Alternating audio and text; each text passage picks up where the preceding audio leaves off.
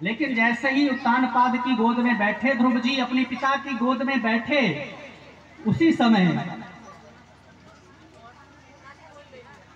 उनकी जो माता है, छोटी माँ सुरुचि, उसने ध्रुव जी को हाथ पकड़ के अपने पिता के गोद से उतार दिया। माँ, क्या मैं इनका बेटा नहीं हूं? ये मेरे पिता नहीं हैं? सुरुचि ने कहा, बिल्कुल है, लेकिन तूने मेरी गर्भ से जन्म नहीं लिया, इसलिए तू अपने पिता की गोद में बैठने का अधिकारी नहीं, इस सिंहासन पर भी बैठने का तू अधिकारी नहीं। तो मुझे पिता की गोद में बैठने के लिए क्या करना होगा माता? तपसाराध्यम पुरुषम तपस्योनुग्रहण में गर्भे त्वं समाध्यायं यदेक्ष्यस्य निपासनम न्यूनम वेद भावनयस्य दुर्लभे अर्थे मनोरथ।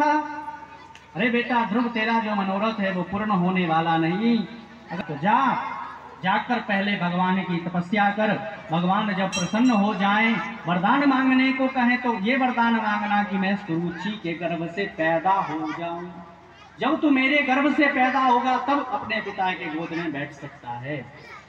सुरुचि ने यहाँ भक्त का अपमान तो किया ही, भगवान का भी अपमान कर दिया।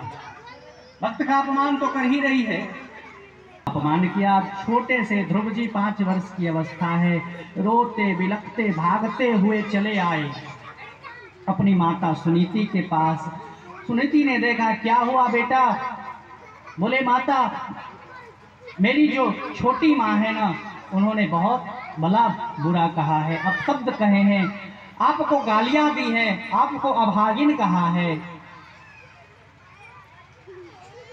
सुनीति ने कहा, बेटा चिंता मत कर, मांगलम तात परेशो मंस्थान भुंक्ते जनो।